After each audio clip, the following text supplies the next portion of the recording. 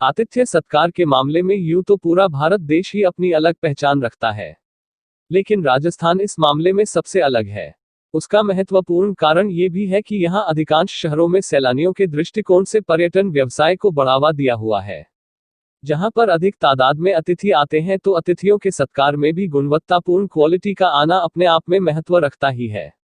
राजस्थान का इतिहास राजपूताना से जुड़ा हुआ है, इसलिए आतिथ्य सत्कार की बात आते ही यहाँ के राजपूताना अंदाज के आतिथ्य की बात दिलो दिमाग में छा जाती है। राजस्थान के अधिकांश किले व राजभवन होटल में तब्दील हो चुके हैं, जहां पर आने वाले गेस्ट्स को हेरिटेज होटल की फैसिलिटी उपलब्ध करवाने के साथ राजा महाराजाओं के अंदाज से आतिथ्य सत्कार किया जाता है। उसी परंपरा को आज भी राजपूत समाज में अपने मेहमानों की आवभगत के लिए निभाया जाता है। राजपूत समाज में अपने मेहमानों के आतिथ्य सत्कार के लिए महफिल सजाई जाती है। महफिल वो होती है जिसमें शराब, शबाब और कबाब होता है। मेहमानों के लिए स्पेशल शराब व बियर की व्यवस्था के साथ साथ मांसाहारी भोजन व स्नैक्स की व्यवस्था की जाती है। यही नहीं, मेहमानों के लिए इस महफिल में नृत्यांगनाएं विभिन्न तरह के नृत्य करके उन्हें खुश करती है और फिर इसी महफिल में जब दूल्हा आता है तो दूल्हे के ऊपर नोट घुमाकर नृत्यांगनाओं को दिए जाते हैं। ऐसी स्पेशल पार्टियां राजस्थान के क्षत्रियों की शान में की जाती है। इन पार्टियों का अपने आप में अलग क्रेज इसलिए भी माना जाता है कि इस तरह की पार्टियों में परिवार के सभी लोग मौजूद रहते हैं जो एक साथ बैठकर आनंद की अनुभूति करते हैं। राजस्थान के बाहर के मेहमान जब ऐसी पार्टियों में शामिल होते हैं तो उनके लिए वास्तव में ये एक जीवन का महत्वपूर्ण अध्याय होता है और फिर वो सदैव राजस्थान की इस महफिल को याद रखते हैं।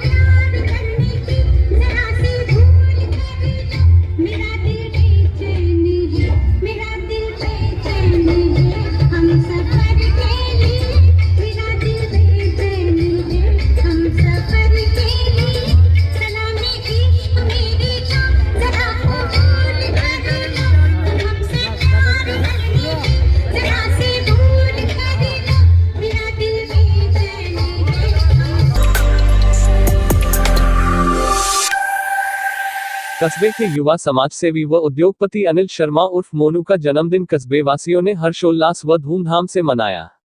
अनिल शर्मा अंतर्राष्ट्रीय स्तर पर विख्यात संगठन महावीर इंटरनेशनल के बांदनवाड़ा इकाई अध्यक्ष रह चुके हैं तथा ब्राह्मण महासभा भिनाया के उपाध्यक्ष सहित विभिन्न स्वयंसेवी संस्थाओं से जुड़े हुए हैं। इसलिए सोशल मीडिया पर युवाओं ने अपने आदर्श के रूप में मानते हुए जमकर बधाइयां व शुभकामनाएं दी। कोई भिनाया के प्रधान के रूप में, कोई चाणक्य के रूप में, कोई समाजसेवी के रूप में और कोई उद्योगपति के रूप में बधाई देता हुआ नजर आया। जन्मदिन के अवसर पर युवाओं ने शर्मा को माला व साफा पहनाकर स्वागत करते हुए बधाई व शुभकामनाएं दी तथा केक काटकर लंबी आयु के लिए भी दुआ की।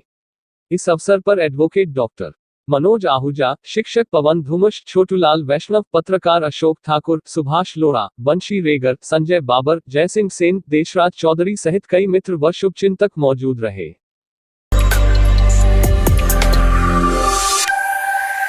निकटवर्ती ग्राम रूपपुरा के ग्रामीणों की मांग के काफी समय बाद आखिरकार बांदनवाड़ा से रूपपुरा तक सड़क पैरवीकरण कार्य शुरू हो गया है। मंगलवार को कॉन्ट्रैक्टर द्वारा सभी खड्डों में पत्थर की टुकड़ी गिट्टी की भराई शुरू की गई। मंगलवार को बांदनवाड़ा से रूपपुरा तक करीब 2 किलोमीटर तक सड़क मरम्मत व डामर चढ़ाने के कार्य से जनहा आमजन को आवागमन में सुविधा होगी। वहीं दूधिये पशुपालकों को भारी राहत मिलेगी, जिन्हें सुबह व शाम दूध बेचने बांदनवाड़ा आना पड़ता है और अंधेरे में कई बार टूटी सड़क व खड्डों के कारण दुर्घटना में चोटग्रस्त होना पड़ता था व कई बार दूध धुल जाता था। रूपपुरा के दुग्ध डेयरी संचालक मुकेश चौधरी ने बताया कि अभी 2 दिन पूर्व ही हमारे साथी दुग्ध डेयरी संचालक रामपुरा के हनुमान जाट भी रोड पर गिर गए, जिसके बाद उन्हें अस्पताल ले जाना पड़ा था, लेकिन अब रोड बनने से उन्हें राहत मिलेगी। अभी हाल में विधायक को भी सुनाया था खरा इसी रोड की मांग को लेकर ग्रामीणों के विरोध का गुस्सा मसूदा विधायक राकेश पारीक को चुनाव प्रचार के दौरान झेलना पड़ा था व ग्रामीणों ने सड़क के कार्य को जल्द से जल्द करवाने की मांग की थी। सड़क मरम्मत शुरू होने से खुशी की लहर। कई सालों से टूटी सड़क की मरम्मत आखिरकार शुरू होने से ग्रामीणों ने ली राहत की सांस, क्योंकि कई वर्षों से टूटी सड़क पर बांदनवाड़ा से आना जाना ग्रामीणों के लिए खतरे से भरा था, क्योंकि सड़क की दुर्गति इतनी हो गई थी कि इसमें बड़े बड़े गड्ढे पड़ गए थे व गड्ढों से बचकर निकलने के चक्कर में वाहन चालक दूसरे गड्ढे में गिर जाते थे। लेकिन अब सड़क कार्य शुरू होने से ग्रामीणों में खुशी की लहर है।